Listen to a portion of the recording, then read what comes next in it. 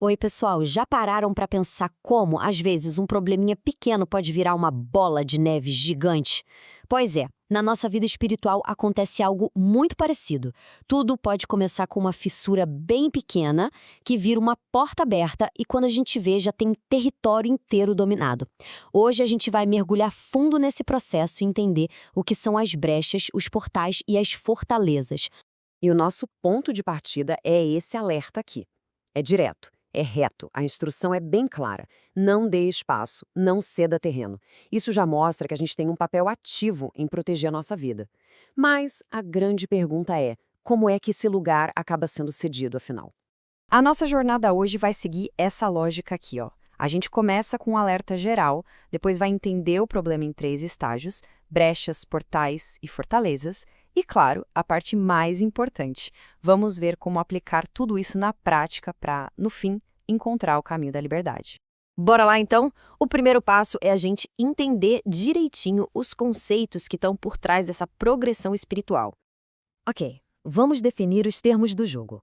Pensa assim: uma brecha é como se fosse uma rachadurinha no muro.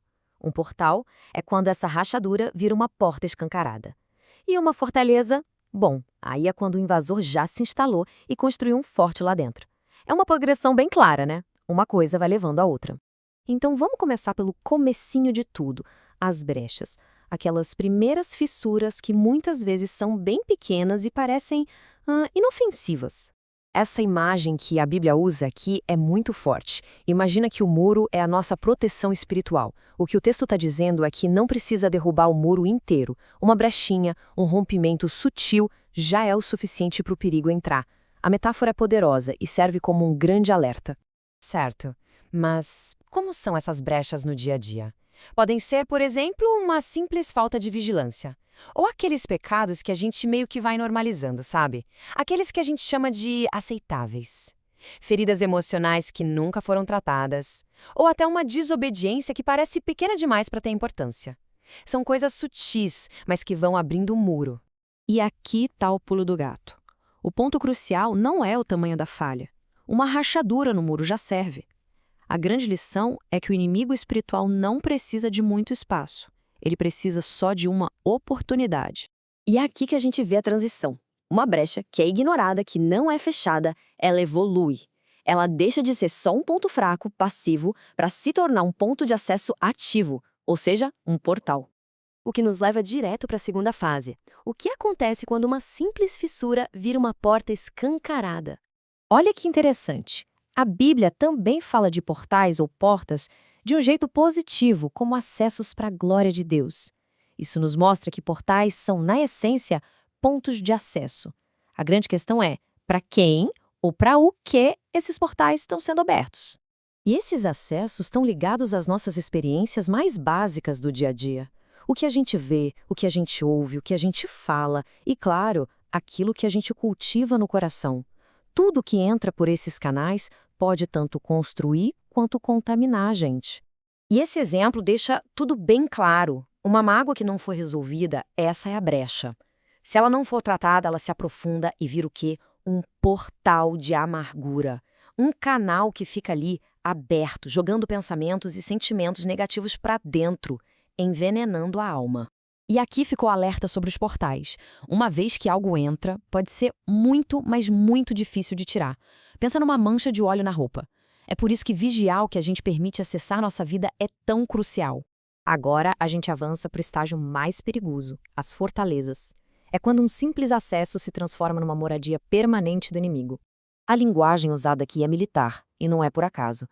Fortalezas são estruturas mentais, espirituais, padrões de pensamento e comportamento tão, mas tão enraizados que eles precisam ser ativamente demolidos. Não é algo que simplesmente vai embora sozinho. E na prática, como são essas fortalezas? Elas aparecem como aquele medo que paralisa, sabe? Ou um vício que parece ter controle sobre a pessoa. Aquele sentimento profundo de rejeição que molda todas as relações. Ou um orgulho que impede o crescimento, o relacionamento com Deus e com os outros. Então, a grande e alarmante lição sobre tudo isso é que o que começa como um simples acesso, um portal que ficou aberto, pode evoluir para um ponto de domínio, onde uma área da vida fica totalmente sob controle de algo que não vem de Deus. Mas calma, não vamos ficar só no diagnóstico do problema. A parte mais importante é saber como agir. Então, vamos para a aplicação prática. Como é que se derruba essas muralhas?